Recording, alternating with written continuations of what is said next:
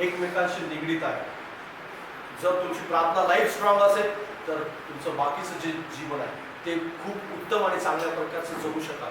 जर प्रार्थना life strong नसेल तर त्या युद्धात तुमची हार झालीच म्हणून समजा. मी असं म्हणत नाही की त्या युद्धामध्ये तुम्हाला कठीण प्रसंग येणार नाही. कठीण प्रसंग येतील, वेगवेगळ्या प्रकारच्या अडचणी येतील, योबासारखं पण तुम्हाला संकटातून जावं लागेल, पण देव मात्र तुम्हाला सोडून जाणार नाही. कारण बायबल सांगतं धार्मिक 7 वेळा पडला तरी पुन्हा उठेल. हालेलुया. परमेश्वर त्याला उठेल, परमेश्वर त्याला पुन्हा उठेल, परमेश्वर त्याला पुन्हा उठेल.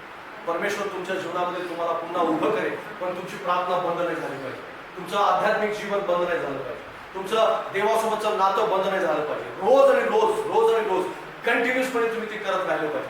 देवाची योजना तुमच्यासाठी चालू आहे, ती योजना तू बनवत आहे, ती प्रत्यक्षात येईल आणि परमेश्वर ते पूर्ण करताना तुम्हाला तुमच्या डोळ्याने दिसेल.